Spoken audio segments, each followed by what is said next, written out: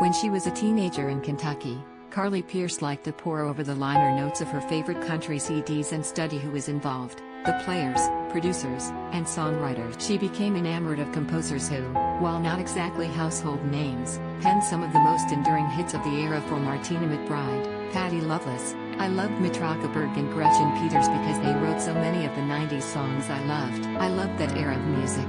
I loved Shania, Twain, because I felt like she was such a writer, but also such an artist. I loved seeing who played on the records. I loved seeing all those things. In the same way, Pearce's new episode 29 feels like an homage to country music songwriting giants and the radio-friendly art that characterized the 90s country. With 7 songs all co-written by Pearce, 29 chronicles a period of personal struggle for the I Hope You're Happy Now singer that included the death of her producer Busbee and her divorce from fellow country singer Michael Ray after less than 1 year of working with new collaborators Shane McAnally and Josh Osborne. Pearce crafted a batch of songs at once uncomfortably personal and universally relatable. The project's opening track Next Girl is a spicy, up-tempo warning about a guy who knows how to say all the right things, very much in the vein of Loveless or McEntire, while Messy is an empathetic ballad about how tough and unflattering it can be. The album's title song is a devastating centerpiece that examines an age in which, as she sings, is the year that I got married and got divorced / I held on for dear life but I still. Ultimately, there's a progression through the 7 tracks, concluding in a place of hope, the realistic, clear-eyed kind. After some heavy-duty I wanted to take you on the journey I went on as I was living these songs and writing them, Pearce says, noting that she's already working on it. Even though it's my story, these are everybody's stories of struggle. With this new project, do you feel like you were doing more writing than normal? I had the time to really focus on it, and I also just feel like with a new musical venture without Busbee, I felt like a new sound. I was trying to find what that looked. I think I found something so much greater than what I thought I was. Busbee's death hovers over 29 and the songs Show Me Around alludes to your What did you learn from working with him?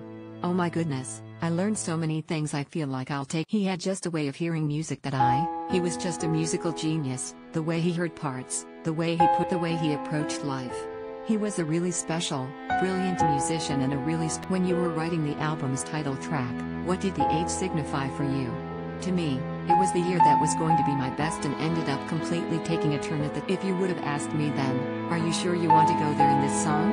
That was the only true way to describe just exactly how heartbreak. I think it's going to allow other people to insert their own struggles and life into that song. The story in the song really seems to parallel what we know about your life. What reservations, if any, did you have about putting it out there? I think if I knew if I was going to go there, I needed to just go there.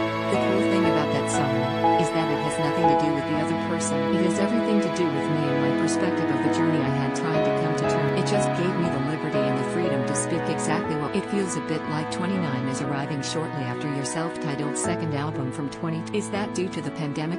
It's partly pandemic related, but more so the project was Busbee, and quite honestly I wanted to go out on a high note. He knew that I Hope You're Happy Now was going to be a single.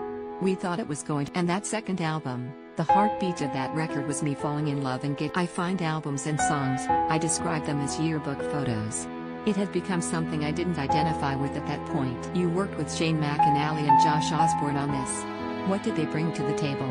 Something we shared that Busbee and I didn't share was our love of 90s country music. I know that sounds funny because people are like, that's who you are, and I'm like, yes, but however, Busbee wasn't infatuated with that kind of music like I was, or like Shane was, or there's a language the three of us speak that I don't think Busbee was ever going to speak, just in the same way that he and Mary spoke a language of R&B that I would never. I'm glad you mentioned 90s country, because those sounds, fiddle, dobro, and steel, are all of. What kind of conversations did you guys have about how far you were going to take that sound?